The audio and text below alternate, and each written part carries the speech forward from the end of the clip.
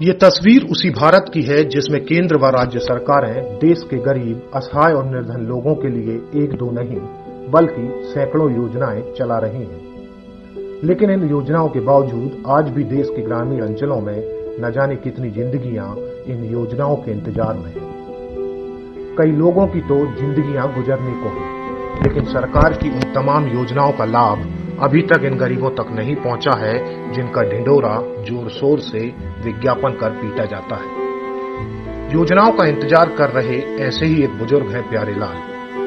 75 बरस के हो चुके प्यारेलाल आज भी शासकीय योजनाओं के इंतजार में हैं। पन्ना जिले के अजयगढ़ जनपद पंचायत के सरवंशी गांव में रहने वाले 75 वर्षीय बुजुर्ग प्यारेलाल की आंखें झिलमिलाने लगी हैं। जिंदगी के हालात कुछ ऐसे हैं कि कोई हाल पूछ ले तो आंखों से आंसू टपकने लगते हैं और दिल का दर्द आंखों से बयां होने लगता है। शासन की कोनो योजना को आपका लाभ मिलो कि नहीं मिलो? मोहे तो बताओ नहीं मिलो, कुछ नहीं मिला, कुछ नहीं मिला। शासकीय योजनाओं से वंचित बुजुर्ग प्यारेलाल के परिवार में 4 सदस्य हैं जो गांव में ही रहकर बेहद गरीबी में किसी तरह जिंदगी गुजर बसर कर रहे हैं।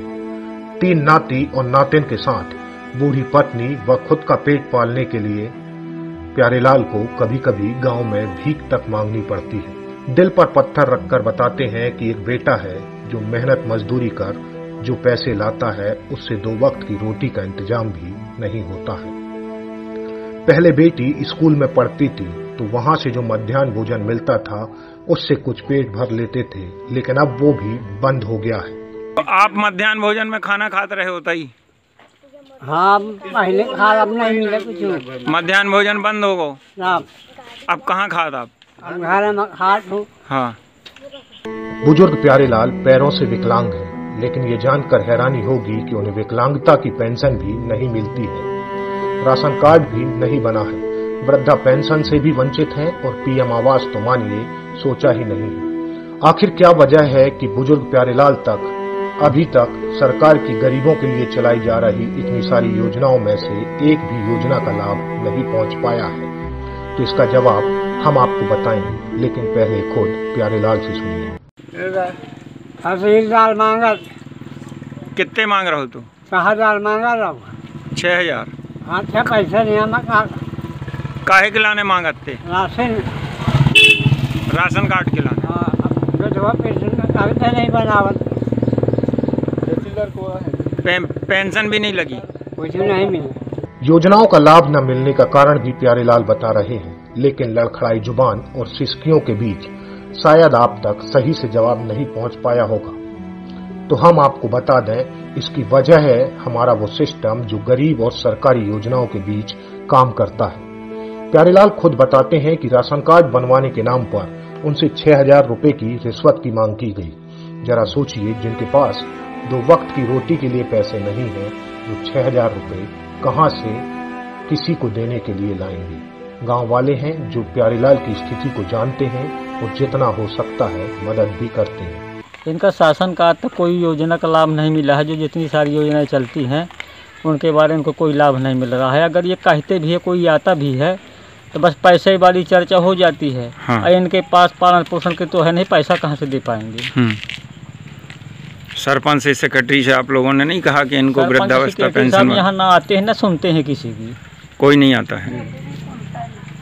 कौन है यहाँ पे सरपंच और सेक्रेटरी? सरपंच है श्रीमती सुनीता वैद है। हाँ। और सेक्रेटरी झल्लू प्रसाद लोध है। हाँ। तो इनको आप लोगों के बताने के बावजूद भी ये लोग नहीं सुनते हैं? ये आते ही नहीं है, जाते भी हैं तो वहाँ से बब्बे बता सकता है, लौट आते हैं, कह देते, सुनते नहीं है कोई। हाँ, तो ये तो साल है कि जो जाते हैं आवेदन लेकर के, तो वहाँ पटवारी अगर 5,000 6,000 है तो काम होता है, नहीं तो नहीं होता है। नहीं तो नहीं होता है, मतलब सभी से मांग की जाती है? सभी से मांग की जाती है।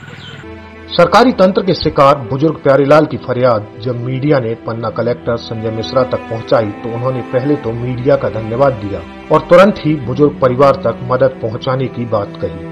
कलेक्टर ने खाद्य निरीक्षक को बुलाकर वृद्ध के घर तक राशन पहुंचाने की भी बात कही। धन्यवाद मेरी जानकारी में लाने के लिए। और लाभ क्यों नहीं मिल रहा है इसकी विस्तृत जांच कराएंगे। तात्कालिक सहायता के रूप में आज ही शाम तक उनके यहाँ राशन की व्यवस्था हम करा रहे हैं। और जो बच्चों को जो छात्रावास में रह के पढ़ते थे उनको मध्याह्न भोजन का अनाज उनके घर उनको पहुंचना चाहिए था। वृद्ध है या विकलांग है तो उनको पेंशन की जो पात्रता है उनको वो भी मिलनी चाहिए।